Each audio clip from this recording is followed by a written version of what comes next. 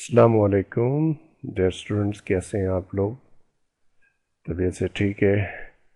तो आज हम इस वीडियो में हमने जो टॉपिक डिस्कस करना है वो है जी cytoplasm. The living contents of eukaryotic cells are divided into nucleus and cytoplasm. जो लिविंग कंटेंट होता है यूकैरियोटिक सेल का, उसको हम दो हिस्सों में डिवाइड करते हैं, न्यूक्लियस और cytoplasm. The two collectively form protoplasm, और इन दोनों को यानी साइटोप्लाज्म और न्यूक्लियस को मजमूई तौर पर प्रोटोप्लाज्म भी कहते हैं। Cytoplasm consist of an aqueous ground substance containing a variety of cell organelle and other inclusions such as insoluble waste and storage products. Cytoplasm जो कि एक एक्वस ग्राउंड सब्सटेंस है, मतलब एक्वस लिक्विड मीडियम है, और ग्राउंड सब्सटेंस इसको इसलिए कहा है क्योंकि इस मादे के अंदर डिफरेंट अदर ऑर्गेनेली और other inclusion such as soluble waste और स्टोरेज प्रोडक्ट पाए जाते हैं। तो इसलिए साइटोप्लाज्म की जो एक हैसियत है वो एक एक्वस ग्राउंड सब्सटेंस जैसी हो जाएगी। The soluble part of cytoplasm is called cytosol. तो जो सोलबल पार्ट है साइटोप्लाज्म को, उसे हम साइटोसोल कहते हैं। It form the ground substance of the cytoplasm. ये साइटोप्लाज्म का ग्राउंड सब्सटेंस बनाता है।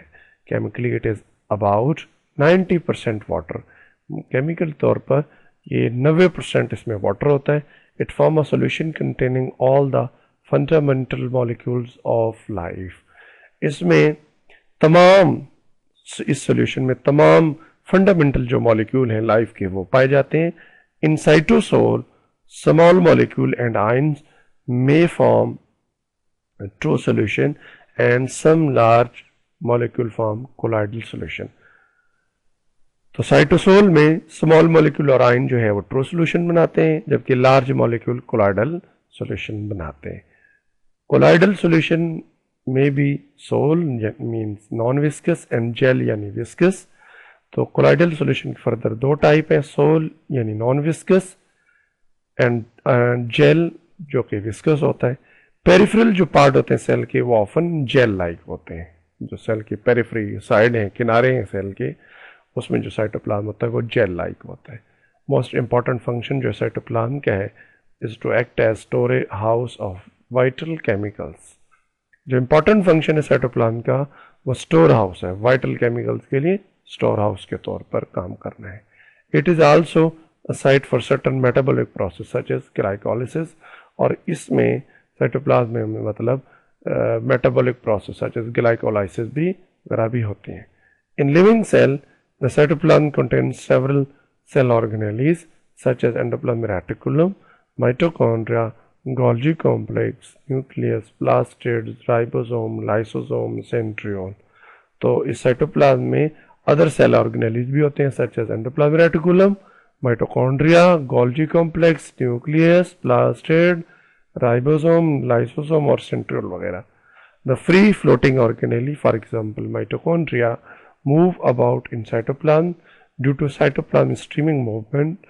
This is an active mass movement of cytoplasm which is called cyclosis or cytoplasmic streaming।